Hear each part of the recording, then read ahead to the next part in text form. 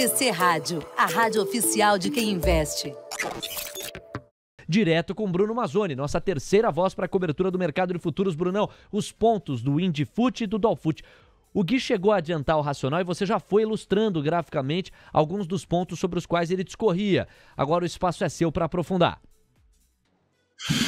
Vamos lá, Léo. Bom dia. Bom dia para todos vocês aí no estúdio. Bom dia para quem nos acompanha no YouTube e também na TC Station. Eu vou começar com o índice no mensal, que o Corleto estava comentando sobre essa proporcionalidade aí do índice subir contra os dias de queda. Então está muito, vamos dizer assim, desequilibrado para os compradores. Aonde que esse equilíbrio chegaria, pessoal? Na minha opinião técnica agora, tá? De chutômetro, ali na casa dos 108 mil aos 106.360, onde estopou os vendidos aqui no gráfico mensal. Então essa região aqui para mim é uma região bem de interesse comprador. Não sei se a gente vai ter tanta força assim para vender, tá? Para os 108 mil, 106.360. A partir dos 111.250 fica perigoso para day trader porque as oscilações são grandes. A gente está olhando para um gráfico mensal, a gente está olhando para um VWAP vendedor aqui que vem da máxima histórica nossa. Então é de se esperar bastante volatilidade sempre que chega aqui no 111.250, certo, pessoal? Então esse é o gráfico mensal do nosso índice. Quando a gente olha aqui para o intraday, onde eu teria conforto de compra, né? Não é no 110.575, que é o próximo ponto aqui a partir da abertura de hoje, também não é no 110.400, somente ali, como o Gui falou, no 110.60, 110.10, e principalmente aqui no 109.430. São os principais pontos de suporte. Se de repente a gente tiver aí um PMI fraquíssimo, dados econômicos americanos muito fracos, contrastando com o Fed pancada. Então esse vai ser o pior cenário. E essa semana aqui, daqui a pouco, pode proporcionar isso, pessoal. Um Powell, um Fed super rock, né? Ou pelo menos mais rock do que esperado, aí capitaneado pelo Buller, né? E um PMI fraquíssimo. Então você vai ter lá uma política monetária forte e uma economia mostrando fraqueza. Se você aposta nisso, é queda e queda forte. Então hoje é um dia muito importante para olhar para cima. O norte é o 111.55, depois, como o Gui comentou, 111.250, 111.280 e termino aqui a lateralização com 111.540. Depois só vamos falar aí do 112, perto das máximas do pregão de ontem, tá? O dólar segue um pouquinho mais forte, até principalmente o dado, tá? Então não me surpreenderia o dólar voltar aos 50,24. Ontem fez a mínima em suporte também, em VWAP, pontinhos nossos aqui próximos, 4,966 é suporte, 4,962,5 é suporte e 4,969 também, porque é o VWAP. Então são as três grandes suportes aí para o pregão de hoje, tá? E a única grande resistência que eu vou ter aqui é os 50,08,5, mas principalmente 50,24. Pessoal, seria ali a grande parte, olhando para a abertura, para quem faz scalping, né? Tem ali uma pequena parada no 4,999, tá? Mas o mais forte acaba sendo aqui 50,08,5 e principalmente os 50,24, Léo. Boa, meu caro Bruno Mazzoni. Seguinte, 9h16. Brunão já nos leva para os Estados Unidos. Vamos cruzar com a fotografia de momento. Ibovespa Futuro caindo 0,30%, 110.875 pontos. Moeda americana avançando 0,30, R$4,991. E a curva de juros pedindo uma média de 3 pontos base em toda a extensão. Atenção, Diego e eu seguimos tabelando sobre alguns dos fatos que deixamos separados para o panorama. O primeiro deles, os Ministérios do Planejamento e da Fazenda projetaram ontem que o governo central, Corleta, vai fechar 2023 com déficit primário de 136,2 bilhões de reais. Pior que o rombo previsto em março, de 107,6 bilhões. Isso de acordo com o relatório bimestral de receitas e despesas. Segundo o documento, o orçamento deste ano tem um excesso de 1,7 bilhão de reais em relação ao limite do teto de gastos, o que indica a necessidade de bloqueio. O detalhamento do bloqueio vai ser feito no dia 30 de maio, portanto, em 7 dias. Corleta, a pergunta que eu sou obrigado a fazer é sobre se isso já está precificado na curva de juros ou se, em função disso, a curva de juros também tem esse estresse, ainda que tímido, de cerca de 3 pontos base a mais nos pedidos de prêmio. É uma senhora revisão altista em relação ao rombo, né? Sai de 107,6 bi para 136,2 bi. O relatório mensal de despesas e receitas, ele está pautado ainda na dinâmica do teto de gastos, né? Isso prevê um contingenciamento, mas muito provavelmente a gente vai ter já os próximos boletins aí macro fiscais já abarcando a nova regra fiscal. é negativo porque a gente vai ver o que está acontecendo, né? O governo está propondo uma regra na qual ele precisa atingir um déficit primário de menos 0,75 no máximo, né? Com aquela faixa aquela gordura de 0,25 na meta de meio, 0,75. Não vai entregar isso, vai entregar um déficit maior do que isso, e mesmo assim vai conseguir gastar o topo da banda no ano que vem, né? Então essa flexibilização do arcabouço realmente eu vejo como negativa, tá? Mostra que o governo está começando uma regra, e aí quando a meta for zero, quando a meta for superávit de meio, será que vai conseguir atingir? Não é o que o Focus diz, né? O Focus diz que o governo não vai ter déficits aí até 2026. Então é um desafio aí para o Haddad. As metas são ousadas, por um lado isso é bacana, mas por outro é bem difícil de crer que vai parar em pé esse arcabouço, especialmente considerando que você vai ter um ano eleitoral em 2026. Que tipo de meta vai ser atingida no fiscal ali para conseguir estimular gasto num ano de eleição? A gente sabe que essa é uma dinâmica padrão, meio padrão do Brasil. Então eu vejo como negativo, tá, Léo, essa mudança nas projeções, embora realista aí por parte da Fazenda. 9h19. Agora, Diego, com você, o termômetro sobre percepção de risco dos investidores. É o seu destaque. Exatamente, porque um termômetro sobre justamente essa percepção dos investidores em relação ao cenário para a taxa de juros e a inflação deve vir da demanda pelos papéis do leilão que o Tesouro Nacional promove hoje às 10h30. A oferta envolve letras financeiras do Tesouro para 2026 e 2029, e esses títulos têm rentabilidade vinculada à taxa básica Selic, enquanto há também oferta de notas do Tesouro Nacional Série B, as NTN-Bs, que tem remuneração associada à inflação para os vencimentos de 2028, 2040 e 2060. É bom ficar de olho nessas ofertas, né, dos títulos públicos, Corleta, e também no apetite dos investidores por esses títulos. Isso aí ao longo, durante a manhã, que a gente vai ficar sabendo dessas informações, para a gente ter essa percepção do risco país. Quando a gente fala de LFT, né, títulos atrelados à Selic, são, na verdade, os mais seguros, né, os mais tranquilos ali. Você tem pouca exposição a uma queda ou uma alta da taxa de juros, porque você vai ter o seu rendimento acompanhando.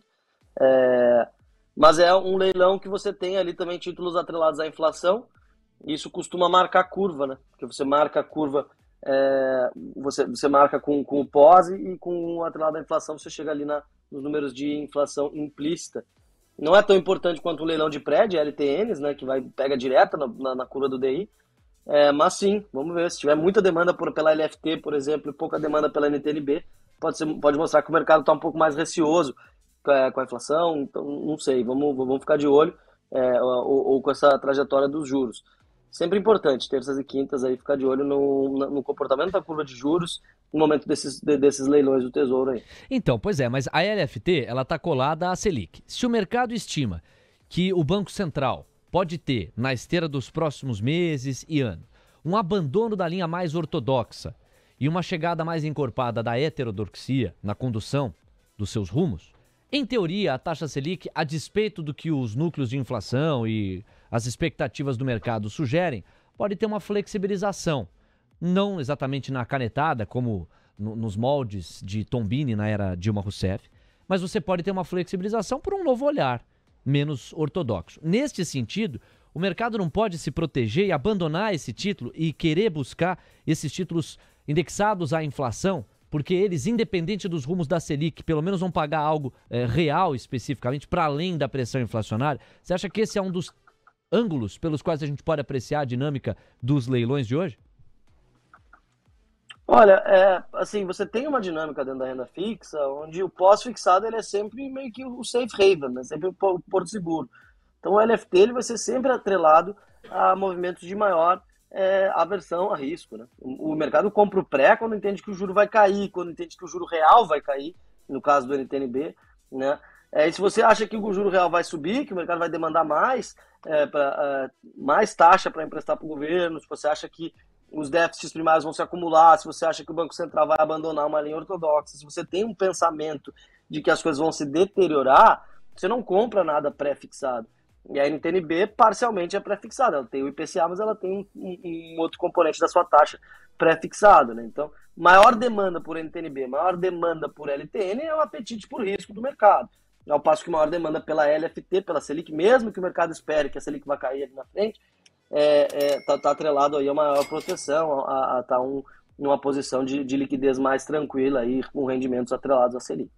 9h23, vamos lá então para o nosso giro internacional. O Diego faz a ronda, faz o nosso overview, atualiza a parada. Aí o Bruno Mazzoni encerra a primeira participação dele com os gráficos da terra do Tio Sam e também a dinâmica das commodities. Registrar que nós temos mínimas atrás de mínimas na curva de juros. Agora, 1 ponto base e meio a mais nos prêmios em toda a extensão, praticamente estável a curva. A moeda americana já subiu muito mais, agora avança 0,15% apenas, R$ 4,983. Neste instante, a tese do Gui está um pouco mais próxima de acontecer, ele aposta numa virada do dólar até o final do dia, e o Ibovespa futuro está caindo 0,41%, é ele que não resguarda grandes notícias, segue numa toada de baixa nesta magnitude, 110.820 pontos. Você, Diego, e na sequência, Bruno Mazzoni. Exatamente, vamos atualizar a situação do pré-mercado americano, porque deu uma leve piorada desde a nossa última atualização, a queda era bem mais tímida, agora o Dow Jones recua 0,19% no pré-mercado, aos 33.295 pontos. O S&P futuro está recuando 0,23% aos 4.195 pontos, enquanto o Nasdaq futuro é o que mais cai, 0,26% no negativo, aos 13.866 pontos. Títulos da dívida americana, os yields de 10 anos estão estressando 3 pontos base e meio para 3,75% de rendimento ao ano, enquanto os yields de 2 anos estão subindo 6 pontos base e meio, já estão rendendo ao ano para o investidor 4,39%. Atualizando também a situação das commodities, o petróleo Brent e o WTI também aceleraram a alta para 1,22% de avanço, no caso do Brent, aos $76,92 o preço do barril, está aí no batente da porta para voltar para o patamar de $77. Já o WTI tem um avanço de 1,37% no dia de hoje, já voltou para os $73,05. Lá em Singapura, minério de ferro vai caindo na mesma intensidade, 2,5%, ainda abaixo dos $100, nos $99,55. A dinâmica para hoje, a julgar por Vale, que pesa quase 20% no Ibovespa, não é positiva para quem está comprado. Brunão, encerra então o teu primeiro mergulho com a gente, passeia pelos gráficos da terra do Tio Sam, emenda nas commodities, minério de ferro segue a trajetória baixista. Sim, vamos depender de Petrobras. Vamos lá, Léo, vou começar com o DXY aqui então para vocês, vou dar um zoom. Temos dados importantes hoje de PMI, né? Então o melhor momento para se vender o nosso dólar futuro, creio e continuo crendo ainda, que é Y tocar aqui o 103.948 e 52, isso se um PMI vier forte. Se não, o melhor momento para se comprar a dolinha só abaixo dos 100 mil pontos. Aqui a trajetória ainda de uma semana importante, uma semana tática, que eu acho que essa correlação vai ajudar bastante. Por isso que eu comentei dos 50,24 no dólar, pessoal, no nosso dólar, porque o DXY tem ainda um espaço tranquilo aqui para subir, pelo menos até o 103.948, 104. Então acredito que dólar forte, tá? Juros americano forte, indo forte, e o dado vai balizar e muito. Tá? Lembrando, juros forte, dólar forte, S&P também forte. Dólar fraquejou, juros fraquejou, S&P deve cair junto, tá? Porque o medo de recessão vai tomar o trade de resiliência. Tá? O S&P que está lateralizando nos nossos pontos de resistência lá, não espero muita coisa aqui para o S&P antes dos dados. E mesmo no pós-dado ali, o 4.245, 4.239 que já tocou, continua sendo aqui as resistências, momento bem difícil para o operador aqui de bolsa americana. É bem difícil mesmo, o mercado não cai e está numa resistência importante sem que o macro ajude muito ali nesse momento. Vamos ver como que vai sair o PMI. Já o minério de ferro com uma frustração aí com dados no presente chineses aqui, volta para a estabilidade, apesar dos candles largos, pessoal. Para mim isso daqui significa equilíbrio. Então o minério de ferro tende a entrar, e eu continuo achando, que vai entrar num trimestre inteiro de equilíbrio entre os 88 e os 97. Equilíbrio para o minério de ferro é isso, né? Bastante volatilidade, mas acabou a direção aqui, na minha opinião. Vai ficar com esse suporte aqui dos 88 aos 97 e a resistência dos 113,40 aos 117,40. Ou seja, a Vale, por mais que tenha ali uma abertura chata e possa ter um desenvolvimento do pregão chato, o minério está próximo de parar ali, né? Essa queda já parou, né? Estamos vindo de uma alta, mas eu não vejo ali hoje um dia positivo, porém não para swing trade ali de queda na Vale. Acho que essa queda tem limite aí nos $88,15, por exemplo, do minério de ferro. Já o petróleo, eu coloco para vocês aqui um gráfico mensal. Eu que falava que o maio ia ser um mês comprador, né? Junho também. Esse é maio, pessoal, por enquanto vendedor, mas ele ficando aqui com a cauda, assim como foi aqui em março. Então eu ainda acredito que o 71 é uma baita de uma posição compradora, diferentemente do minério de ferro. Esse 71, pessoal, diversas vezes aqui foi testado e diversas vezes a resposta foi azulzinha. Então o petróleo está em região de desequilíbrio e não de equilíbrio, como é o caso do minério de ferro. E aí os alvos que eu tenho, e hoje está subindo, pode ser aí a salvação para os emergentes, né? O alvo que eu tenho é 82,40, 85,29 e principalmente que os 91 e 96, o VWAP da máxima histórica após Rússia e Ucrânia. Então, petróleo para cima, minério estabilizando a queda.